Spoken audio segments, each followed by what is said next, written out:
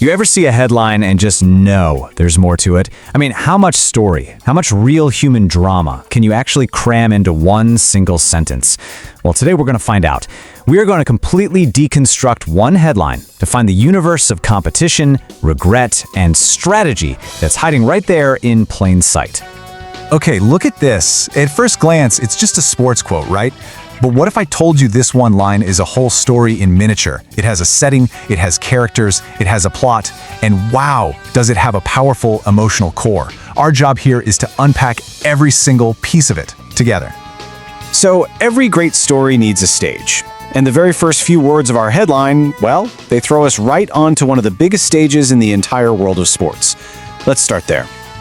Now get this. This isn't just any old game. We're talking about the future. The 2026 T20 World Cup. This is the absolute peak of short-form cricket. The pressure here is just immense. Every single decision gets magnified 1,000 times, and you've got the hopes of entire nations riding on every ball. This is where legends are made, and it's also where regrets are born. And it's not just any World Cup match either. It's New Zealand versus South Africa. We're talking about two powerhouse teams, two countries with a long history of absolutely fierce, nail-biting games against each other. So right away, the headline drops us into the middle of this high-stakes, high-drama showdown between bitter rivals. All right, so we've got our epic setting, but here's where it gets really interesting. This is where the headline pivots from the massive scale of a World Cup to something incredibly personal. Let's get into the human drama at the heart of this thing. The voice we're hearing in this headline, it belongs to Faf du Plessis, a former captain for South Africa, a seasoned veteran, a leader. Now, when a player with his kind of experience speaks up, especially with this kind of emotion, people really listen. He's the main character in our little story. And just listen to these three words. Wish we had. I mean, that's not some kind of strategic analysis. It's not a technical breakdown of the game. That is pure, raw emotion. That's the sound of longing. It's the sound of regret. It's the sound of a leader looking back at a choice and just wondering, what if? So the big question is, what or who is he wishing for?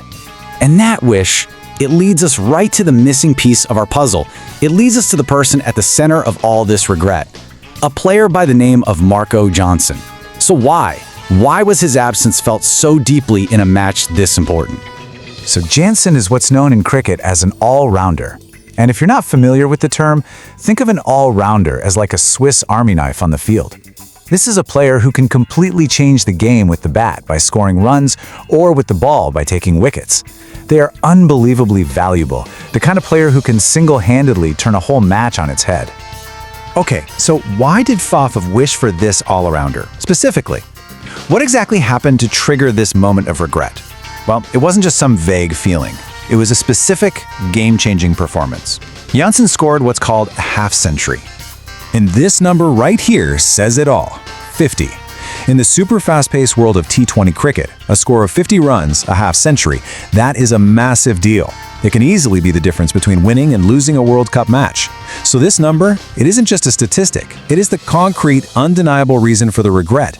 It's the ghost that's haunting that captain's statement.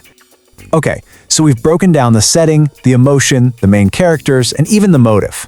Now for the fun part. Let's put it all back together and see the full story that was hiding there the whole time. So let's just walk through it one more time. We start on the biggest stage imaginable, a 2026 World Cup match between South Africa and New Zealand. Then we zoom right in on this moment of raw emotion from a respective leader, Faf du Plessis, saying, "Wish we had." And who's he talking about? Marco Jansen, a key all-rounder who wasn't on his team. And the reason? Because Jansen's crucial score of 50 runs just showed them exactly what they were missing. So, let's look at it one last time. It's not just a headline anymore, is it? No way. It's a complete story. It's a tiny little tragedy about the incredibly high cost of a single decision, all playing out on the world stage. It's the story of a team literally haunted by the performance of a player they let go.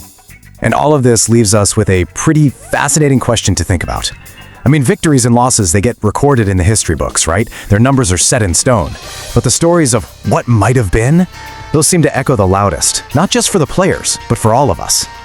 So what do you think really carries more weight?